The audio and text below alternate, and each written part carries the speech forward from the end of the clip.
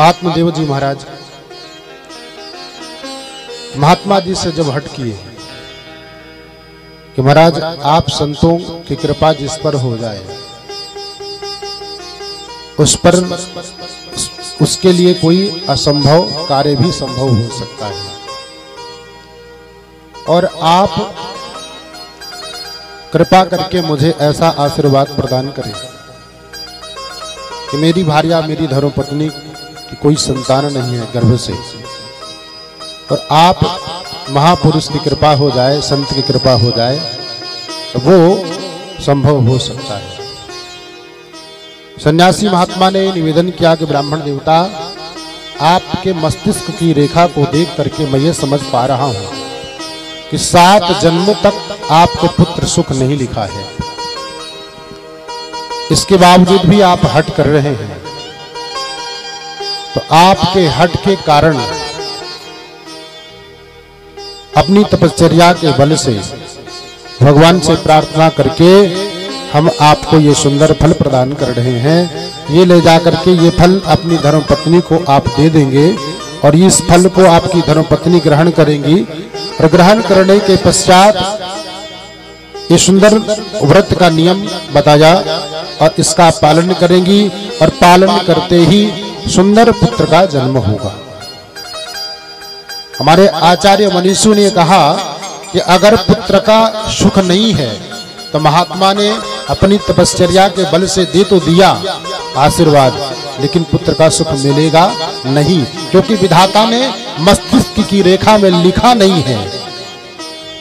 कोई तन दुखी, कोई मन दुखी, कोई धन बिन रहत उदास, थोड़े थोड़े सब दुखी, सुखी राम के दास। इस सृष्टि में आने के पश्चात मानव के दुखी होने के 3 ही कारण हैं। कोई तन दुखी, शरीर से कोई रोग व्याधि आ जाए तो मानो संपूर्ण जीवन नरक बन जाता है, और कोई मन में किसी प्रकार की पीड़ा हो जाए तो मानो मनुष्य का शरीर नरक बन जाता है। भैया आपका साउंड तो बहुत अच्छा है लेकिन आप ऑपरेट नहीं कर पा रहे हैं, थोड़ा ध्यान दीजिए, और अब थोड़ा सही हुआ है और सही करिए। बोले भक्तवत्सल भगवान की।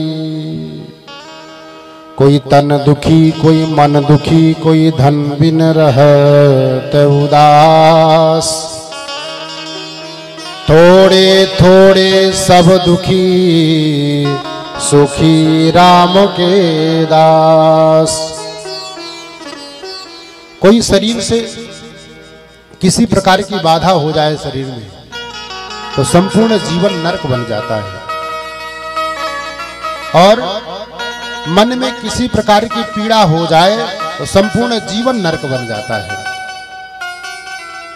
और किसी के जीवन में संचालित करने के लिए, व्यवस्था को चलाने के लिए धन का अभाव हो जाए तो जीवन नरक बन जाता है। आज यही स्थिति परिस्थिति आत्मदेव जी के महाराज के आंगन में बन रही है। महात्मा जी के द्वारा दिया हुआ सुंदर प्रसाद का फल ला करके आत्मदेव जी महाराज, क्योंकि मन में ग्लानि तो हुई थी, खूब अनंत संपत्ति थी आत्मदेव जी महाराज के उस विशाल महल में, खूब धन संपदा थी, वैभव था, लेकिन संतान नहीं थी। बहुत बड़ी पीड़ा होती है जब गृहस्थ जीवन में कोई संतान ना हो। उसी माँ से पूछें आप, उस पिता से पूछें उसके कलेजे में। पर आज वो सुंदर समय आया कि सन्यासी महात्मा के आशीर्वाद से वो फल को प्राप्त किया आत्मदेव जी महाराज ने, और ले जाकर के अपनी धर्मपत्नी को प्रदान कर दिया कि देवी, ये महात्मा जी के द्वारा मिला हुआ सुंदर फल है और इस फल का आप ग्रहण करो। और इस फल को ग्रहण करने के पश्चात संपूर्ण नियम को बताया। प्रातः काल उठ करके आपको स्नान करना है, तुलसी मैया को जल देना है, सूर्य भगवान को अर्घ देना है, गौ ग्रास निकालना है, चींटियों को सुंदर सुंदर आटे चुनाना है, मछलियों को सुंदर गोलियां बना करके आटे की यानी इस प्रकार से संपूर्ण सत्कर्म को बताया कि गर्भ से सुंदर पुत्र का जन्म होगा। आत्मदेव जी महाराज ने यह बात अपनी पत्नी से कहा, धुंधली देवी से। धुंधली देवी के मन में नाना प्रकार के तर्क उठने लगे। जब मानव भगवान की शरणागति स्वीकार नहीं करता, भगवान की भक्ति प्राप्त नहीं करता, किसी सत्पुरुष का संग नहीं करता, तो उसकी जो बुद्धि है, मति है, वो चकरा जाती है, भ्रमित करती है, कुसंग में पड़ करके। वही धुंधली के साथ हुआ। क्यों कि न वो कोई सत्कर्म करती, न कोई पूजा पाठ करती, न धर्म कर्म करती, हमेशा धर्म विरुद्ध आचरण करती, धर्म विरुद्ध कार्य करती। और उसकी एक बगल पड़ोस की एक सहेली थी जिसके 6 पुत्र हो चुके थे, लेकिन उसके सामने विडंबना ये थी कि उसके पास खाने के लिए अन्न नहीं था, यानी व्यवस्था नहीं थी, गरीबी थी, धन की कमी थी। मैंने आपसे निवेदन किया कि 3 ही परेशानियों का कारण है मानव जीवन में, मन की व्यथा, धन की व्यथा और तीसरा कारण है तन की व्यथा। तो यहां धन की व्यथा है उसकी सहेली के, कोई व्यवस्था नहीं है, सुबह खाएं तो शाम के लिए नहीं है, 6 पुत्र उत्पन्न हो चुके हैं, बड़ी गरीबी है।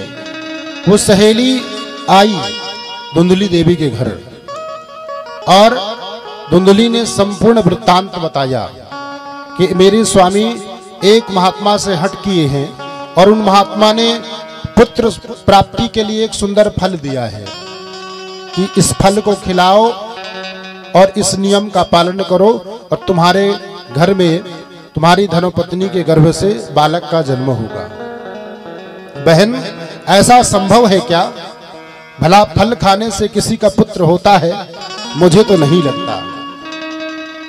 सूत जी महाराज सौनकादिक ऋषियों से कहते हैं कि जब व्यक्ति सत्कर्म नहीं करता तभी उसके मन में कुतर्क उठते हैं।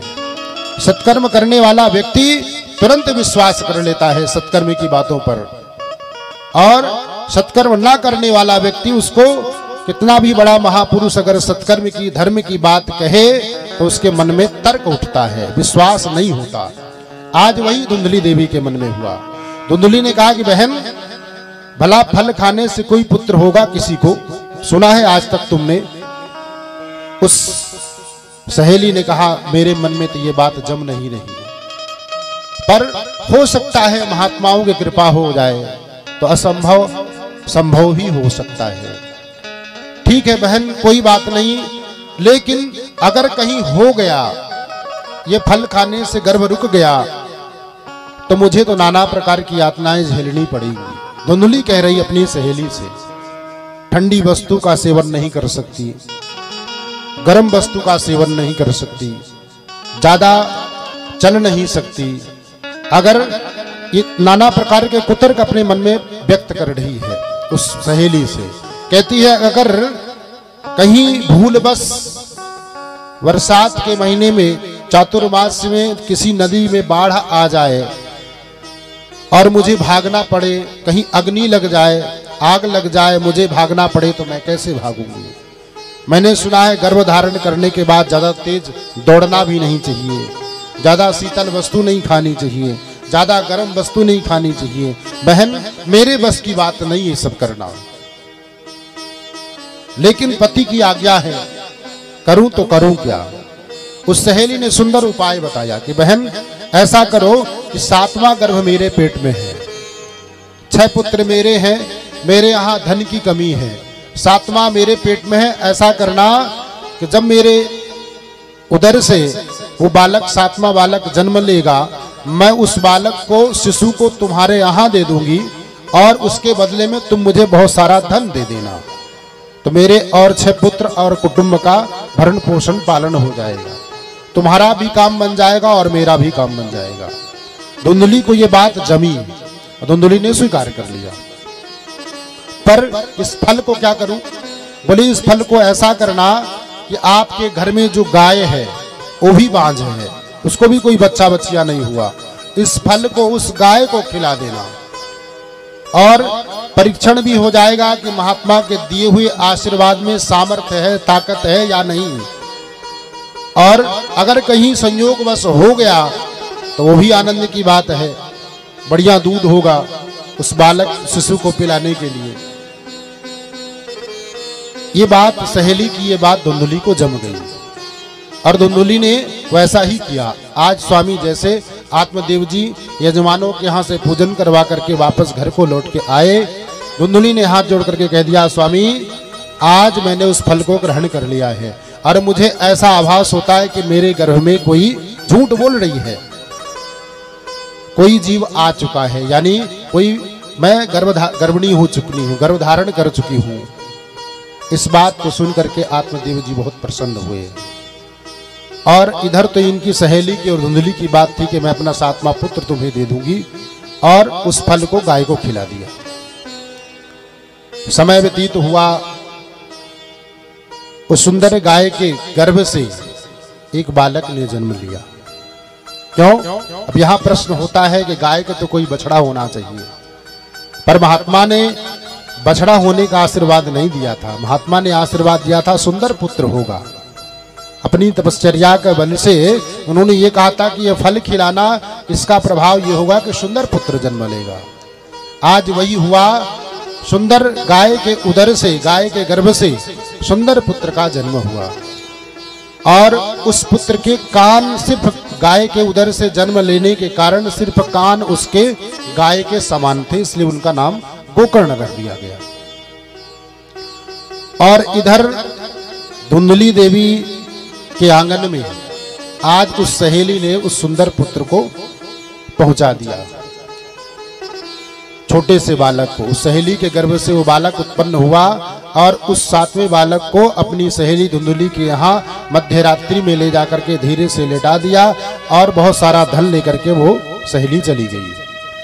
और इधर प्रातः काल होते ही धुंधली ने अपने स्वामी से, आत्मदेव जी से कह दिया कि स्वामी आज मेरे गर्भ से एक सुंदर बालक ने जन्म ले लिया है रात्रि में। आज आत्मदेव जी खुशी के मारे एकदम नाचने लगे।